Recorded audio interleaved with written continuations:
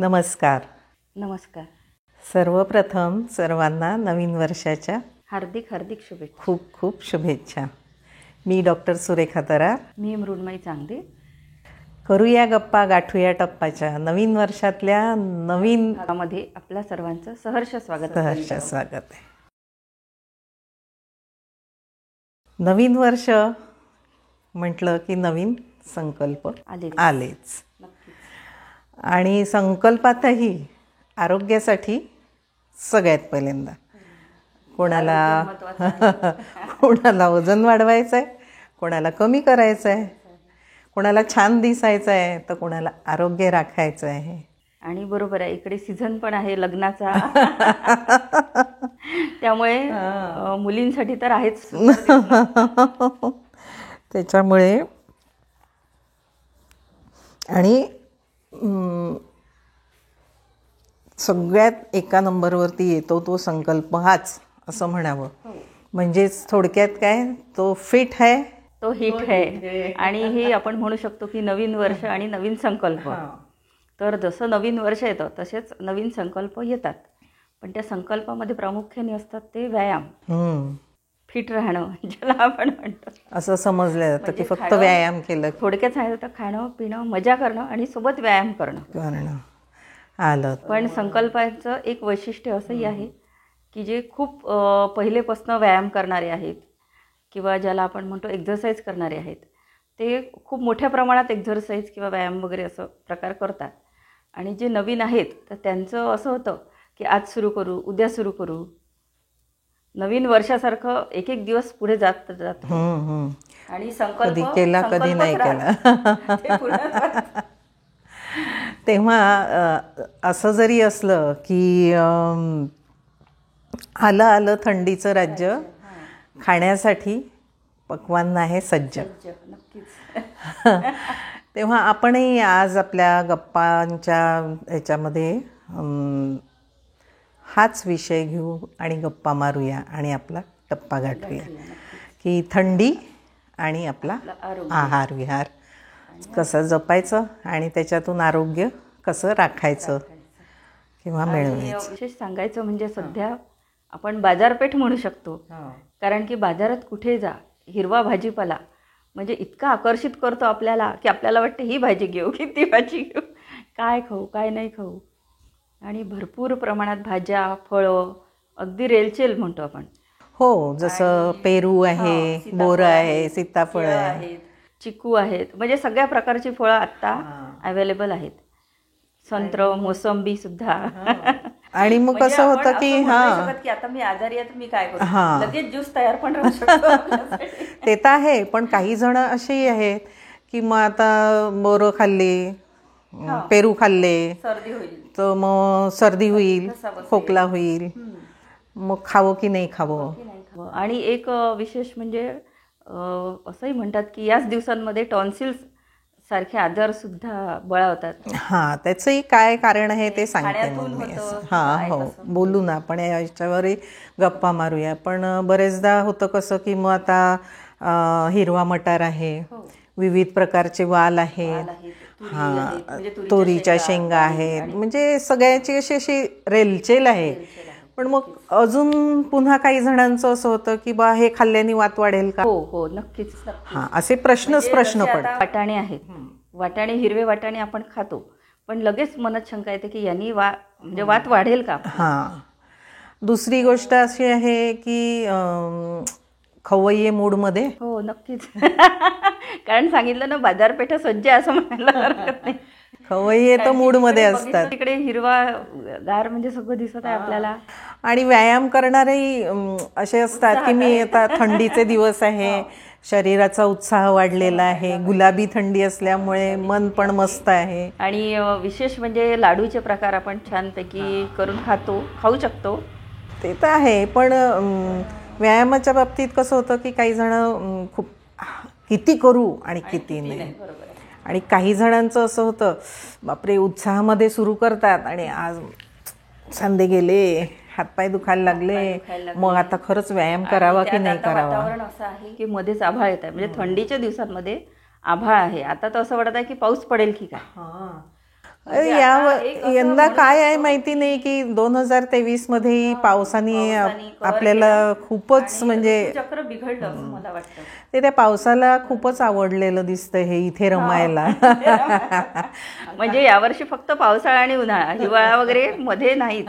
म्हणजे तो असं वाटतंय की मध्ये मध्ये डोका होता हिवाळा. म्हणजे मनामध्ये आलं तर येऊन पडायचं, नाही तर मग त्याच्यामुळे थंडीला कळत नाहीये मी येऊ केव्हा, माझं राज्य केव्हा. म्हणजे येऊ शकत नाही आपण. आणि मला एक विचारायचं की आपण असं म्हणतो की आता विचार जर केला तर वातावरणातला बदल किंवा आपण एक म्हणतो प्रकृती, पण नेमकं प्रकृती म्हणजे काय? प्रकृती म्हणजे आता आयुर्वेदामध्ये कसं सांगितलेलं आहे की सगळ्यांनी ऋतूप्रमाणे आपला ऋतू जसा बदलतो त्या पद्धतीने आपली प्रकृती लक्षात घेऊन मग आपला आहार विहार हा ठरवायचा. तर प्रकृती म्हणजे याच्यात सांगितलंय वात पित्त कफ प्रधान. म्हणजे थोडक्यात सर्वसाधारण लोकांना समजेल असं म्हणायचं म्हटलं तर असं समजायचं की आपला स्वभाव धर्म की एक शरीराचा एक स्वभाव धर्म असतो, तर तो वातप्रधान आहे, पित्तप्रधान आहे, कफप्रधान आहे. तर एक ढोबळमानाने असं सांगायचं म्हटलं समजा तर वातप्रधान ज्यांची प्रकृती आहे ते सारखे असे चंचल असतात, हां इथे आहे इथे एका जागी स्थिर नसतात. किंवा कफप्रधानवाले शांत मधुरभाषी, त्यांच्या हालचाली हळूवारपणे, तब्येतीत जरा गुटगुटीत असे दिसतात. आणि पित्तप्रधानवाले थोडेसे सनकी किंवा काही करायचं पटपट पटपट चला करा मोकळं व्हा असं व्हा. किंवा हां त्यांचं जरा पटपट उत्साही म्हणा किंवा आणि एक मध्यम ह्याच्या एक ढोबळमानाने आपण असा हा एक स्वभाव धर्म असा धरायचा. आता ही प्रकृती काय आहे ही एक्झॅक्ट प्रकृती तुमची जाणून घ्यायला तुम्हाला तुमच्या आयुर्वेदिक डॉक्टर वैद्यांना एकदा भेट द्यायला पाहिजे, समजून घ्यायला पाहिजे. आणि त्याच्यानुसार मग आपला आहार कसा असावा, किती असावा, किंवा मग व्यायाम जर करायचा आहे तर आजकाल सरसकट कोणी इतकंही निरोगी राहिलेलं नाही आहे. कोणाला ना कोणाला काही ना काही प्रॉब्लेम्स आहेत. कोणी डायबेटिक आहे, कोणी हायपरटेन्सिव्ह आहे. हां अगदी लहानापासून काहीतरी त्यांना तक्रारी ज्याला तर मोठ्यापर्यंत आहेच. तर तेव्हा मग तुम्ही व्यायाम करायचा तर तो कुठल्या पद्धतीचा केला गेला पाहिजे. नाही तर काय होतं की सुरुवात तर होऊन जाते, यूट्यूबवरती भरपूर काही आहे, क्लासेस भरपूर आहेत, योगासनाचे आहे, जिम तर तयारच असतात, तुम्हाला वेगवेगळ्या स्कीम्स आहे, हे आहे ते आहे, हे प्रलोभनं दाखवतच असतात. पण आजकाल होऊन काय राहिलं आहे की त्याला आपण भूलतो आणि किंवा हा करतोय म्हणून मग मी करतो, चल रे होता आहे. पाहतो म्हणजे आता याच्यावर जे म्हणजे फोनवर वगैरे जे येतात ते डाएट वगैरे आपल्याला सांगतात, तर ते कितपत योग्य असेल? तेच माझं म्हणणं आहे की प्रत्येकाने आपल्या मनाने म्हणजे असे काही आहेत की एक जण सांगतो की एक पदार्थ चालतो, दुसरा सांगतो की हा पदार्थ तुम्हाला चालत नाही. हे व्यक्तिगणित आहार किंवा व्यायामाचा प्रकार म्हणून म्हटलं की प्रकृती जाणून घ्या आणि त्याच्यासाठी तुम्हाला तुमच्या डॉक्टरला भेट देणं गरजेचं आहे. आपल्या मनाने काही करू नका. बरेचदा काय होतं आहे की चुकीच्या पद्धतीने केल्या जातं आणि आज त्याचा तुम्हाला होणारा दुष्परिणाम आहे तो आज दिसत नाही. बरेचदा कसं होतं आहे की अरे आता तर चांगला होता आणि आता कसा काय हे झाला, तर त्याच्यासाठी तो व्यायाम योग्य होता का? खरंच एक आश्चर्य असं वाटतं की जे फिट ज्याला म्हणतो आपण, असे माणसं जेव्हा अचानकपणे आपल्यातून निघून जातात, पण चालता बोलता जेव्हा व्यक्ती जातो आणि जेव्हा की तो व्यक्ती फिट आहे असं आपल्याला वाटतं की फिट आहे, पण बरेचदा काय असतं की ओव्हरऑल जेव्हा तुम्ही चांगले दिसतात याचा अर्थ तुम्ही फिट असता असं नाही आहे. बरेचदा काय होतं की एका विशिष्ट ह्याच्यापर्यंत शरीर आपलं ताण सहन करतं किंवा कुठलीही गोष्ट शरीर म्हणा मन म्हणा आपलं सहन करतं आणि त्याच्यानंतर मग त्याचा स्फोट होतो. अति पण नाही झालं पाहिजे किंवा काहीच नाही असंही नाही झालं पाहिजे ना. तर म्हणूनच आज आपण ह्याच्यावरतीच गप्पा करूया. आता जसा हा आहाराचा झाला. एक थोडं विचारायचं मला की आपण जसं आपण असं म्हणतो ना की फक्त सलाद खाऊन राहू. म्हणजे बरेचदा असं होतं की सकाळी तुम्ही म्हणजे दुपारचं पूर्ण जेवण घ्या आणि संध्याकाळी तुम्ही सलादवर वगैरे राहा, तर हे काय म्हणजे योग्य नाही. हे प्रत्येकासाठी योग्य नाही आहे. याच्यासाठी याच्यासाठी तुमची दिनचर्या कशी आहे. आपण बघतो हे सरसकट हे कसं आहे, व्यक्तिगणित डाएट हे नेहमी व्यक्तिगणित बदलतं. सरसकट सगळ्यांसाठी एक ग्रुप आहे इथे आणि ह्या सगळ्यांसाठी जर एकच डाएट मी समजा लावलं तर ते जमणार नाही. काही जणांना कच्चं कुच्चं खाल्ल्याने त्रास होतो, पचनशक्ती त्यांची तेवढी चांगली नसते किंवा त्यांच्या प्रकृतीला ते बाधक असतं. काही दिवसांसाठी त्यांना बरं वाटतं, त्याच्यानंतर त्यांना कॉन्स्टिपेशन होतं. काही दिवसांत कधी त्यांना पाईल्सचा त्रास चालू होतो, कोणाला ॲसिडिटी होते. तर म्हणून नेहमी लक्षात ठेवायचं की तुम्हाला एक विशिष्ट प्रकारचं डाएट कशासाठी करायचं आहे हे लक्षात घ्या तुम्ही. कशासाठी आपल्याला करायचं आहे आणि कशा पद्धतीने आणि कसं करायचं आहे, तर ते डायटिशियनला, तुमच्या डॉक्टरला यांना कन्सल्ट करून त्यांच्याशी डिस्कस करून मगच तुम्ही ते चालू करा. आणि सर्वसाधारणपणे जेव्हा आपल्याला करायचं आहे तर मग आपण कसं म्हणतो, हां चल आता थंडीचे दिवस आहेत, आपली पचनशक्ती चांगली असते, या ह्याच्यामध्ये गोडधोड खाऊ शकतो आपण, पचवू शकतो आपण.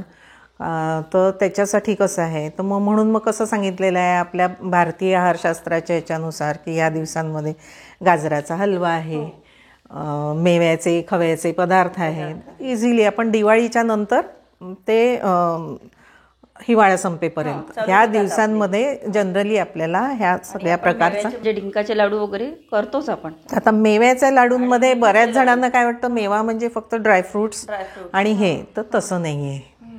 तसं नाही आहे. दिवाळीपासून जी म्हणजे थंडी जी चालू होते इकडे, म्हणजे आपला हेमंत ऋतू आणि शिशिर ऋतू, हे दोन ऋतू हे थंडीचे सारखेच आहे. दोन्ही याच्यात थंडी आहे, पण सुरुवातीची थंडी ही गुलाबी आहे आणि नंतरची थंडी ही बोचरी होते, कोरडेपणा वाढायला लागतो. आधीच्या याच्यामध्ये आधीचा पावसाळ्यातला जो ओलावा आहे तो थोडाफार त्याच्यात आहे, म्हणून ती गुलाबीसर आहे. तर तेव्हा आपल्याला ती रुक्षता किंवा त्वचा कोरडी होणे वगैरे असं काही जाणवत नाही.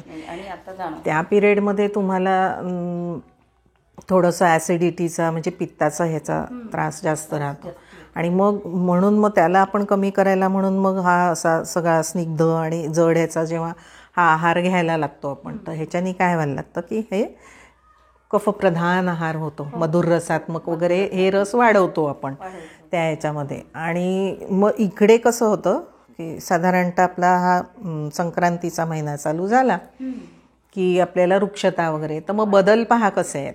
आधी तुम्हाला गोडधोड लाडू करंजा हे ते वगैरे ते सगळं झालं, मग आले हे मेव्याचे लाडू वगैरे किंवा मग गाजराचा हलवा आहे, हे आहे. आणि मग इकडे जशी रुक्षता वाढायला लागते तसं मग त्या ह्याच्यामध्ये स्निग्धता ॲड करायला तुम्हाला आहारामध्ये तीळ, जवस, कारळाची चटणी ही तुमच्या आहारात असलीच पाहिजे. मग आता संक्रांतीमध्ये तिळगुळ, गुळाची पोळी हे कशासाठी, तर ही रुक्षता जी येते शरीरामध्ये, तर त्याच्यासाठी हे स्नेहन आवश्यक आहे.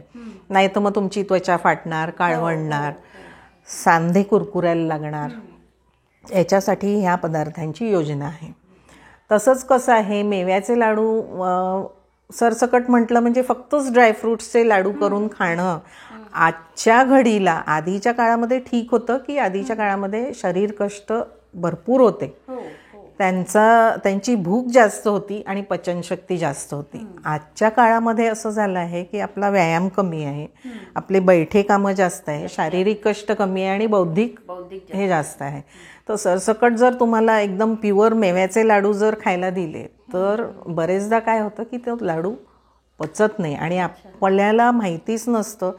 तर आपण काय करतो, तो लाडूही खातो, आपला आहारही भरपूर घेतो त्याच्यामुळे होतं काय की ते पचन व्यवस्थित होत नाही, त्याच्यामुळे बाकी प्रॉब्लेम्स क्रिएट व्हायला लागतात किंवा मग अननेसेसरी ते जमा होऊन वजन वाढतं. आणि मग डाएट कॉन्शियस म्हणतात हे ते मेवा बिव्याचे लाडू बिडू आम्हाला सांगू नका, किंवा मग डायटिशियन म्हणतात की तुमचं वजन जास्त आहे, तुमचं वजन हे, तुम्ही ते खायचं नाही. आणि नाही खाल्लं की तुमच्या शरीरात वृक्षता वाढते, तुमच्या याच्यामध्ये त्वचा, सांधे हे सगळं हे होतं आणि पूर्ण शरीरामध्येच तुम्हाला जेवढं स्नेहन गरजेचं असतं ते त्या काळामध्ये जर मिळालं नाही तर मग कोलेस्ट्रॉल वाढणे आहे किंवा ह्याच्यासारखे जे व्याधी आहेत ते तुम्हाला अजून त्रासदायक ठरायला लागतं. पण आपण असं म्हणतो ना की आता आपण हे लाडू जे करतो हे तुपाशिवाय होत नाही, आणि मग असं होतं की तूप खाल्लं की वजन लगेच वाढतं. तर मग तर ते हां, त्याचं की वजन पण वाढलं नाही पाहिजे, आणि आपण म्हणतो ना की हे पौष्टिक आहे पदार्थ, तर पौष्टिकता पण मिळाली पाहिजे, म्हणजे शरीराचं बॅलन्स ज्याला म्हणू शकतो. हां, तर नेहमी काय लक्षात ठेवायचं की तेच माझा फोकस सगळा त्याच्यावरतीच येतो आहे की मेव्याचे लाडू म्हणजे ओन्ली फक्त ड्रायफ्रुट्स वापरू नका.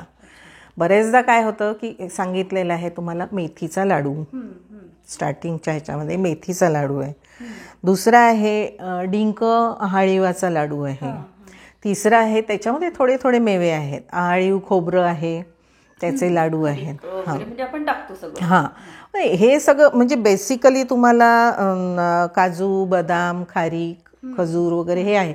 पण बऱ्याच जणांचं म्हणजे मेव्याचा लाडू म्हणजे फक्त ड्रायफ्रूट सगळे आणायचे, ते तुपात भाजायचे, बारीक करायचे, त्याच्यात साखर गूळ काहीतरी घाला आणि हे मोठे मोठे लाडू करा आणि ते खा. अरे लाडू खा तर केव्हा खा, त्याची वेळ केव्हा खायचा, किती खायचा, कशासोबत खायचा आणि त्याच्यानंतरचा आहार जो आहे तो केव्हा घ्यायचा, हे सुद्धा खूप महत्वाचं आहे. आपण लाडू करून ठेवतो, ह्याचे जे नियम आहे ह्याचे जे नियम आहे ते नियम पाळल्या जात नाही. लाडू खा ह्याचे नियम न पाळल्यामुळे पण तुमचं मग वजन वाढ होते आणि मग लाडू बदनाम होतो. लाडू खूप बहुगुणी आहे, लाडू बहुगुणी आहे, पण आपण दुर्गुणी आहोत ना.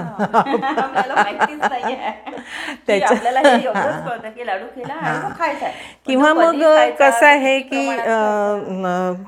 मेवा आहे, त्याच्यानंतर मग तेलबिया आहेत, जसं सूर्यफुलाचं बी आहे, पंपकिन सीड्स आहेत, मगज आहे, तीळ आहे, जवस आहे, ह्या सगळ्याचं कॉम्बिनेशन पण असलं पाहिजे.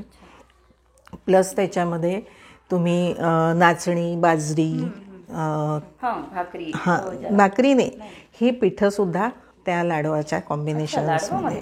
हां, तर नुसतं हे नाही आहे, ह्या पिठीसुद्धा ह्या वापरल्या गेल्या पाहिजेत. हे मेव्या म्हणजे कुठे तो बॅलन्स होतो. आणि प्रत्येक गोष्ट तुम्हाला अगदी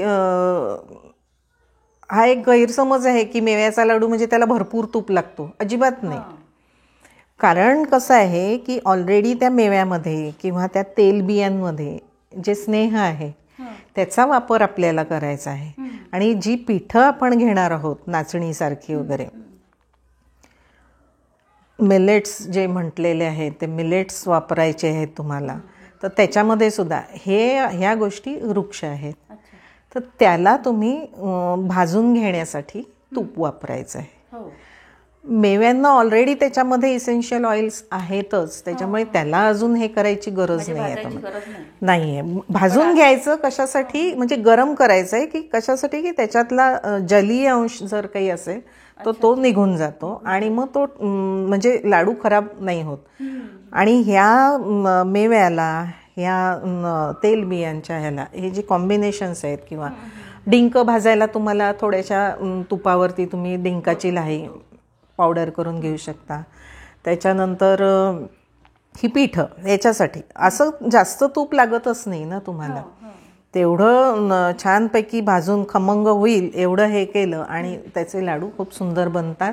आणि ते कॅलरी कॉन्शियस लोक सुद्धा खाऊ शकतात आणि खूप मोठे लाडू बनवायची गरज नसते, छोटे छोटे लाडू असतात. आणि बरेचदा नखरे जास्त असतात की ते मेथी टाकली म्हणजे ते कडू होतं, हां ते डिंक म्हणजे कचकच लागतो, मेथीचे लाडू बघतच नाही मुलं, पण खूप छान आहे. हे बॅलन्स केलेलं आहे, हे बॅलन्स केलेलं आहे. हे तुमच्या आवडीसाठी लाडू नाही आहेत, लाडू हे तुमच्या आरोग्यासाठी आणि ते आत्ताच सांगितलेले आहेत. हां, किंवा मग आपण बाळंतिणीला देतो. का देतो? त्याच काळामध्ये वाताचं हे कमी करण्यासाठी, तिची ताकद वाढवण्यासाठी, तिच्या शरीरामध्ये कमी झालेल्या गोष्टी ह्या सगळ्या भरून कमी ह्याच्यामध्ये जास्त प्रमाणात भरून निघतात, म्हणून आहे हे. तर हे त्याच्या मागचा उद्देश लक्षात घ्या. त्याच्या सगळ्या ह्याचं पौष्टिकता काय आहे, ते कसं काम करताय हे लक्षात घ्यायचं आणि मग नंतर बनवायचे. पण जे आपण लाडू बनवतो मेथीचे, म्हणजे असं जनरली आणि बाळंतिणीसाठी, मग मेथी भाजून घ्यायची की कच्ची? काय भाजूनच? मेथी भाजूनच घ्यायची आहे. आणि सरसकट मेथीचा लाडू नका बनवू ना, बाळंतिणीला देतो आपण तसं. आपण कच्ची मेथीची पावडर केली आणि ती जर, म्हणजे जुन्या काळात असं होतं की 8-15 दिवस ती छान मुरवायची तुपामध्ये आणि मग त्याचे लाडू बांधायचे, कारण ती उष्ण आहे, वृक्ष आहे. हां, तर म्हणूनच जेव्हा आपण नाही, जेव्हा तुम्ही मेव्याचे लाडू करताय त्याच्यामध्ये तुम्ही मेथी भरपूर नाही घालत ना, त्याच्यामुळे ती तुम्ही नुसतीच भाजून, हां, फक्त मेथीच्या लाडूंना करताना तेव्हा मेथीला तुम्हाला तुपातच हे करून घ्यायचं. म्हणजे ती मुरवतो आपण, पहिले मेथी भाजून घ्या. पहिले मेथी भाजून घ्या, त्याची पावडर करा आणि ती पावडर तुम्ही तुपामध्ये मुरवा. त्याच्यामुळे काय होईल की त्या तुपामध्ये त्या मेथीचा तो कडवटपणा आहे ना, तो थोडासा शोषल्या जाऊन कमी केला जातो आणि मग त्याच्यामध्ये आपण पीठ वापरतो. हो, पण आजकाल जे दाखवतात की नाही, म्हणजे आपण व्हिडिओ वगैरे बघतो, तर त्यात काय दाखवतात, सरळ सरळ ते मेथी भाजतात, मेथीची पावडर करतात आणि ड्रायफ्रूट टाकतात आणि मस्त भरपूर तूप घालून ते लाडू बनवतात. ही गोष्ट तीच आहे की आजकाल सगळं झटपटचं आहे. दृष्टीने हे कसं, म्हणजे कितपत योग्य आहे मेथी मुरवणं योग्य की डायरेक्ट त्याची पावडर करून? एखादा जर संधिवाताचे वाताचे जर रुग्ण आहेत किंवा बाळंतीण आहे, जिला दूध भरपूर येणं गरजेचं असतं, किंवा कंबरदुखीचे आजकाल स्पॉन्डिलोसिस आहे, कंबरदुखी आहे, मानदुखी आहे, ह्या सगळ्या लोकांसाठी तुम्हाला हिवाळ्यामध्ये मेथीचे लाडू, मेथी, आहाळीव, डिंक, खोबरं, तिन्ही गोष्टी. तर हे सगळं. आणि मग ह्याला जोड कशाची द्याल तुम्ही, तर ह्या गोष्टी जाणून घ्या. मग त्याला नाचणी घाला. नाचणी कॅल्शियम वाढवते, बरोबर. कधी बाजरीचं हे घाला आणि मग त्याचे लाडू बनवा. मी पुन्हा सांगते आहे की आधीच्या काळातलं जे सगळं भरपूर तुपातलं, भरपूर मेव्याचे, प्युअर याचे जे लाडू बनले जायचे, ते आजच्या काळामध्ये आपण पचवू शकत नाही. आणि तसं जर विचार केला तर इतकं प्युअर तूप पण नाही मिळतही नाहीये. आपण भले घरी जरी करतो, नाही, पण ते जे गाईचं दूध आहे ते कितपत हे आहे, दूध किती आहे. आणि आजकाल तर असंही म्हणतात की जसं आता आपण दुधात, म्हणजे गाईचं दूध विचार केला किंवा म्हशीचंही, तर ते असं म्हणतात की लो फॅटवाला पाहिजे, हे पाहिजे. तर त्याचं काय असतं, म्हणजे त्याचं काय कारण असेल? आता ते काय पाहिजे आणि काय नाही पाहिजे ह्याच्यापेक्षा आपल्यापर्यंत काय येतं आहे आणि त्याच्यातून आपल्याला काय चांगलं करता येईल हे जास्त महत्त्वाचं आहे. ते येणारं दूध किती शुद्ध आहे हेच आपल्याला जर माहिती नसेल. गाईच्या दुधामध्ये पण खूप प्रकार निघाले. गिर गाईचं दूध आहे, आपल्या गावराणी गाईचं दूध आहे. हे जे दूध आहेत ना, याच्यामध्ये खरं आहे जर्सी गाईचं दूध आहे हे चांगलं नाही आहे. त्याच्याने तुमचं कोलेस्ट्रॉल आणि ते वाढतं. ते मुळात ते दूध ह्या आयुर्वेदोक्त जे दूध ही संकल्पना जे सांगितलेलं आहे, दूध जे सांगितले, दुधाचे जे गुणधर्म सांगितले आहेत ते गुणधर्म त्या गाईच्या दुधामध्ये नाही आहेत. नाही, जनरली फक्त आपल्याला तर हेच पाहायचं आहे की गाय, ज्या गायीवरती वशिंड आहे ती गावरानी गाय आहे, ती गाय आहे. गावरानी गायचं दूध पण मिळत नाही जर विचार केला तर. म्हणूनच आपल्याला दूध जर पॅकेट मधलं मिळत असेल, डेअरीवरनं समजा आपण आणतो, पण ते सांगतात की गायचं दूध आहे, पण आपल्याला हे कसं कळेल की गावरानी गाय आहे? तेच म्हणूनच म्हणून राहिले मी की समोरची व्यक्ती आपल्याला जे सांगते आहे ते कितपत खरं आहे हे आपल्याला माहिती नाही. आपल्या हातात नाही आहे ते की मला जे गाईचं दूध म्हणून मिळून राहिलंय ते दूध गाईचं आहे, एका गाईचं आहे की सरसकट सगळ्या ह्याचं मिक्स आहे, काय आहे मला माहिती नाही आहे. तर शक्यतो होईल तोपर्यंत मी म्हणून नुसतं दूध घ्या दूध घ्या दूध घ्या नका करू. त्याच्यापेक्षा तुमचा आहार व्यवस्थित. आणि दुधाची ॲलर्जी पण असते आणि असं म्हणतात की प्रत्येकाला नसते. की दूध जास्त घेऊ नका, ऍसिडिटी वाढते. त्याचं कारणच ते आहे की दुधामध्ये भेसळ आहे. घेऊ नका. आणि जसं आता आपण म्हणतो की स्टोन होतात, हे होतात, ते होतात. ते प्रकृती खूप महत्वाची आहे. म्हणून म्हणते मी की तुमचा आहार आहे. कमतरता दूधच भरून काढतं. जरुरी नाही आहे फक्त दूधच आहे म्हणून.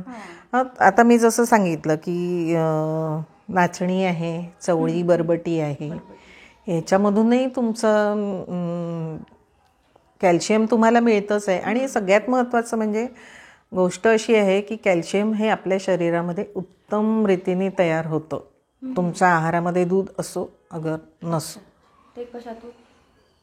हे नॅचरल प्रोसेसनुसार. जर तुमच्या आहारामध्ये सगळ्या प्रकारच्या डाळी आहेत, भाकरी खाताय तुम्ही, कडधान्य खाताय तुम्ही, भाज्या व्यवस्थित घेत आहात तुम्ही, आणि सगळ्यात महत्त्वाचं म्हणजे की तुम्ही जेव्हा सूर्यप्रकाश भरपूर घेता सकाळचा, दिवसभरातला, आपण जर आपली लाईफस्टाईल जर आता पाहिली तर आपण उन्हात फार कमी जातो.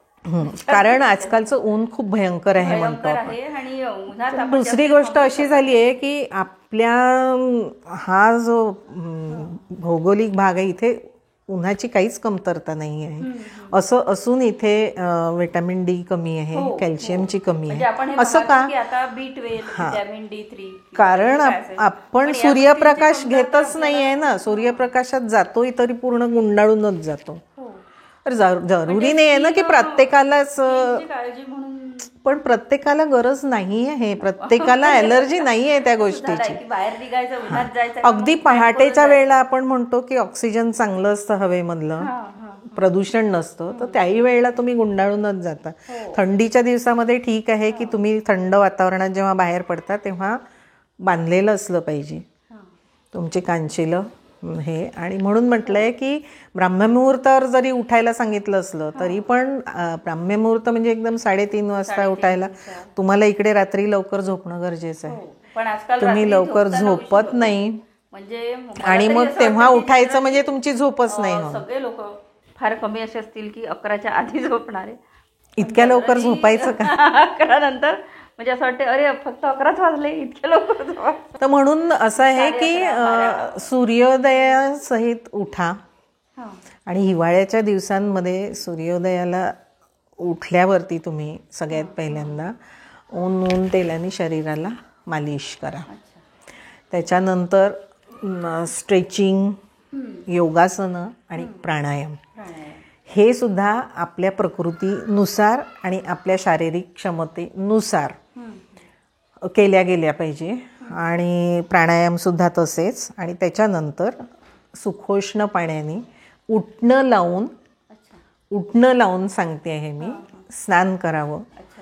त्याच्यानंतर मग प्रकृतीच्या पुन्हा एकदा विचार घ्यायचा, तुमची भूक कशी आहे, तुमची पचनशक्ती कशी आहे.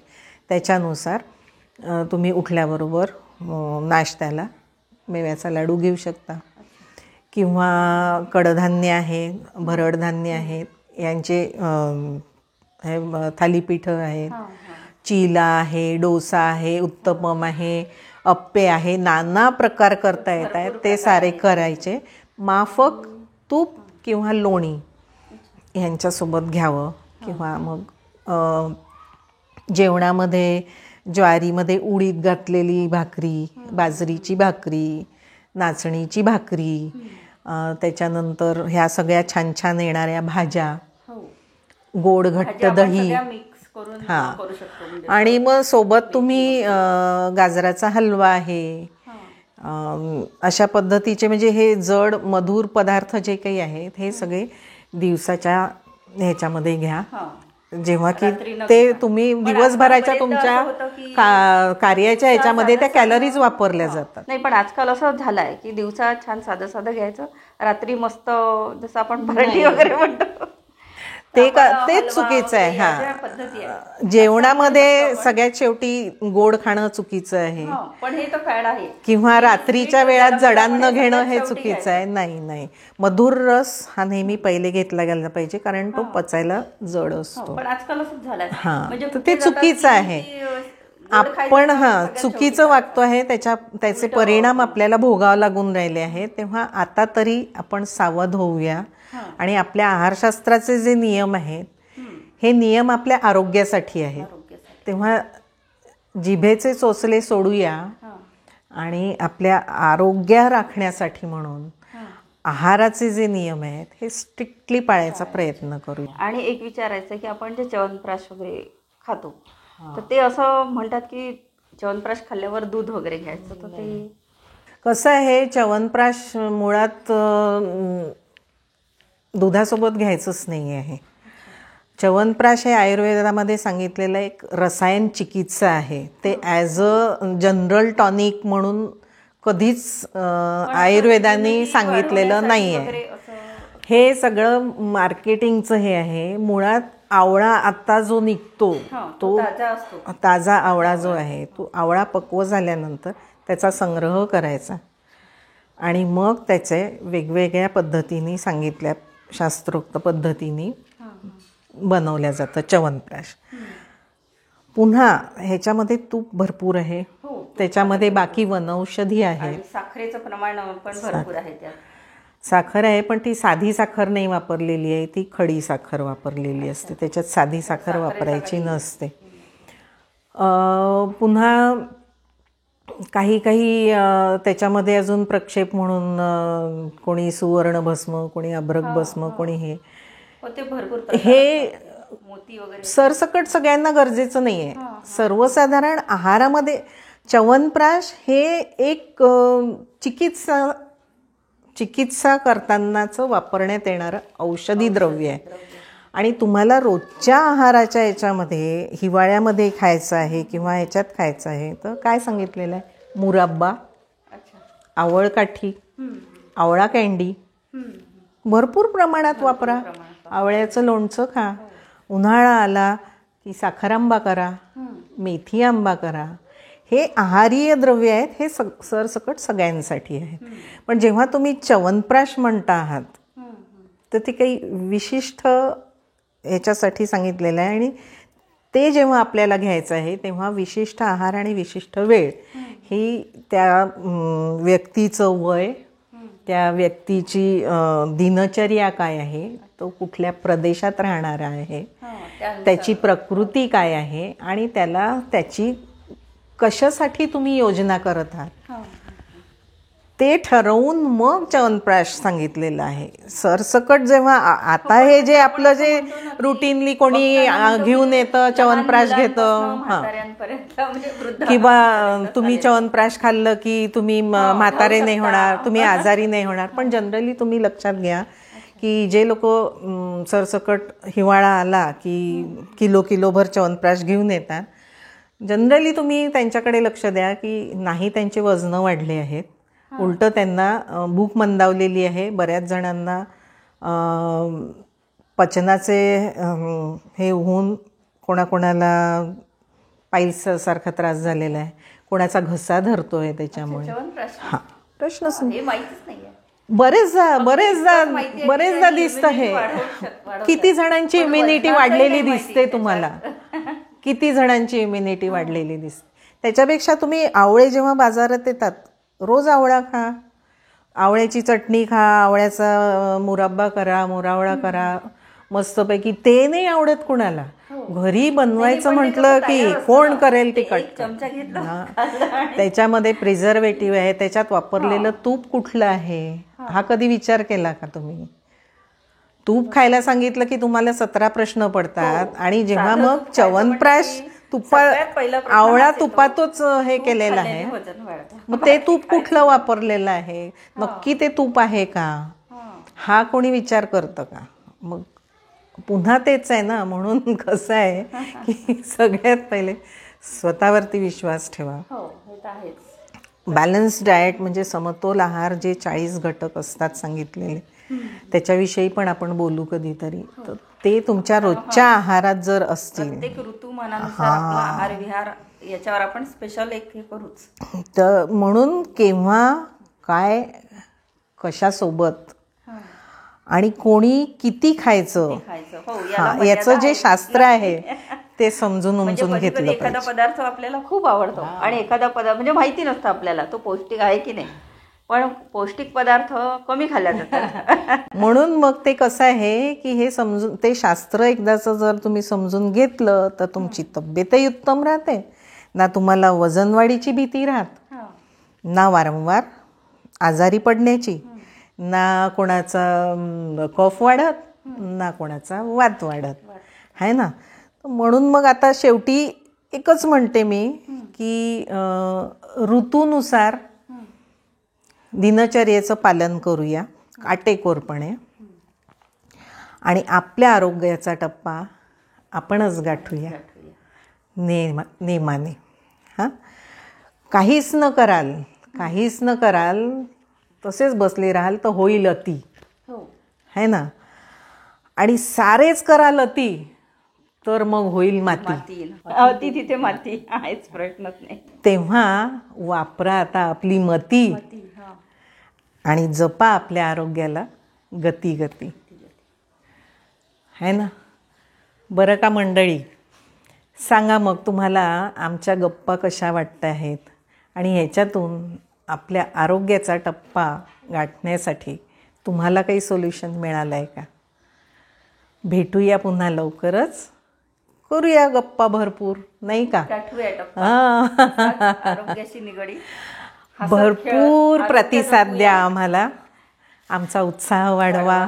सबस्क्राईब करा चॅनेलला, लाईक करा आणि सगळ्या मित्रमंडळींमध्ये आप्तेष्टांमध्ये शेअर करा.